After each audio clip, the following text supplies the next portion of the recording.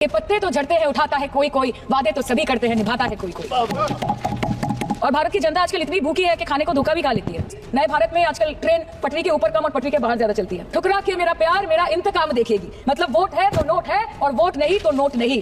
Waste Bengal government started transferring money to the bank accounts of 21 lakh people who work for 100 day scheme without receiving any payments from the central government for MNREGA. मुझे दुख लगता है इस सदन में ये कहते हुए मैडम कि मैंने अपने लोकसभा क्षेत्र जादवपुर लोकसभा क्षेत्र के लिए एक बारुईपुर कोबी सुभाष मेट्रो एक्सटेंशन की मांग की थी। मुझे डिपार्टमेंट से ये चिट्ठी मिली जिसमें उन्होंने लिखा है that this project is not economically viable and this project is unremunerative। तो आपको अगर सब जगह से पैसा चाहिए तो मुझे ये बात समझ में नहीं आती कि लोग खुद के लिए आपको वोट देते हैं कि आपके फायदे के लिए वोट देते हैं। मोदी जी कहते हैं कि वो सबके साथ है, मगर ये आंकड़े बोलते हैं जो सबका होता है वो किसी का नहीं होता। आपको रंग पसंद नहीं तो आप बंगाल के लोगों को पैसा नहीं दोगे और फिर आप आके बोलते हो कि हम बंगाल में जीत क्यों नहीं पाते। Ma'am this is the reason, this stepmotherly attitude जिसके लिए बंगाल के लोग हर बार इनको बड़े बड़े रसगुल्ला खिलाकर वापस दिल्ली भेज देते हैं। आज कलकत्ता की किसी आलिशान प्राइवेट हॉस्पिटल में जहां पे एक अमीर आदमी की चिकित्सा होती है, वही बगल वाले बेड में एक गरीब मजदूर एक गरीब किसान की भी ट्रीटमेंट होती है। यही है ममता बनर्जी का विकास।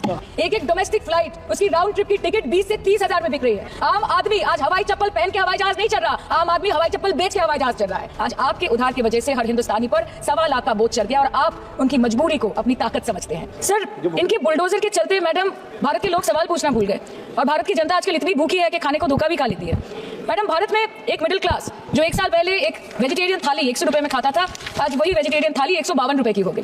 टमाटर की कीमत 247% बढ़ गई, आलू की कीमत 180%, लहसुन 128% और तेल नमक आटा मैदा 18%।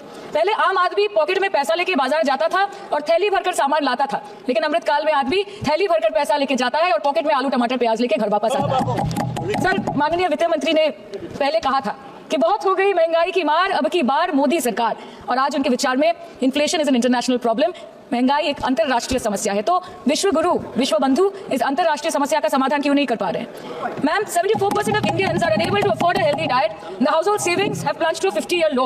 Around 48% of the households in this country are facing a financial crisis क्योंकि उनका खर्चा उनकी कमाई से ज्यादा है। The economic inequality in India is a 100-year high. The country's GDP growth rate for the second quarter 24-25 decreased to 5.4%, which is the lowest in 2 years. The government's total debt has reached a staggering 176 lakh crore and the total debt is expected to soar up to 185 lakh crore by the end of the financial year.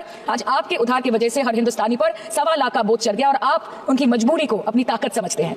Bengal में all India Trinamool Congress की प्रदेश युवा अध्यक्ष होने के नाते मुझे हर दिन कई नौजवानों से बात करनी पड़ती है। वो मुझे ये पूछते हैं कि मोदी जी ने हर साल 2 करोड़ नौकरी का वादा किया था, अर्थात 10 साल में 20 करोड़ नौकरी, उन नौकरियों का क्या हुआ, उन वादे का क्या हुआ। मैं बस उन्हें यही कह पाती हूँ कि पत्ते तो झड़ते हैं उठाता है कोई कोई, वादे तो सभी करते हैं निभाता है कोई कोई।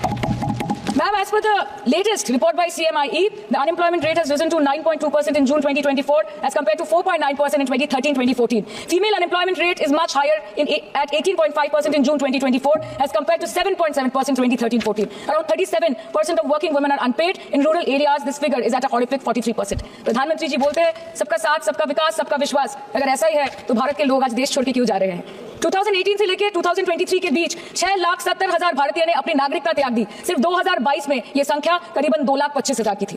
In 2022 alone, 7,500 high net worth individuals with a net worth of more than 8.3 crore or more left India. नवंबर 2022 से सितंबर 2023 सिर्फ 10 महीने में 96,917 Indians were arrested attempting to cross the United States illegally.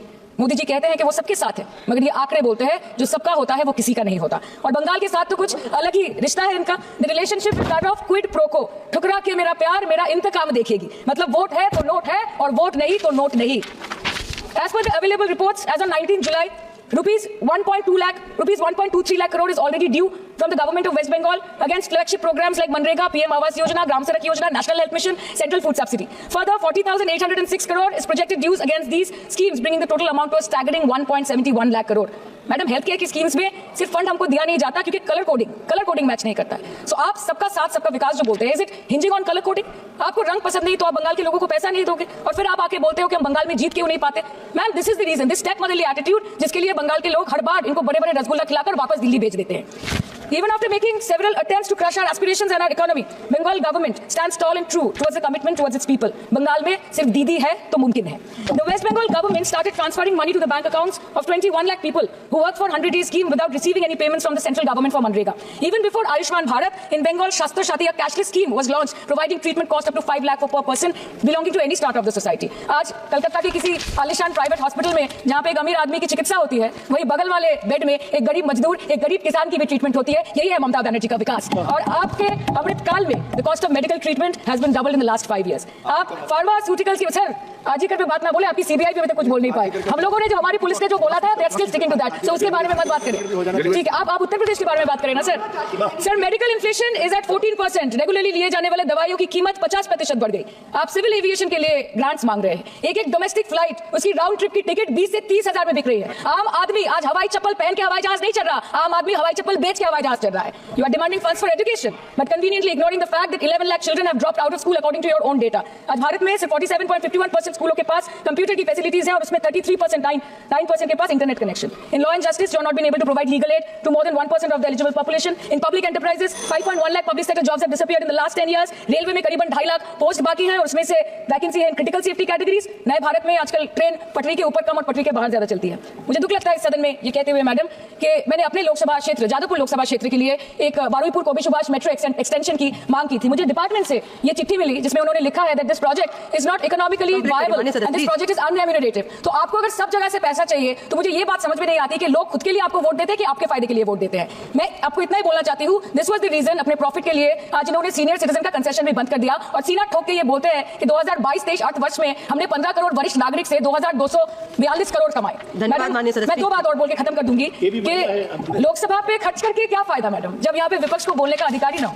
Lok Sabha के लिए भी तो ग्रांट मांगा है ना मैम। और अभी सर बोल रहे थे कि बेटी बचाओ बेटी पढ़ाओ तो 10 साल पहले मोदी जी ने लॉन्च किया था, लेकिन उसके 80% पैसे सिर्फ पब्लिसिटी और मार्केटिंग और एडवर्टाइजमेंट में खर्च कर दिए। आपके उत्तर प्रदेश, मध्य प्रदेश, राजस्थान के नाम पे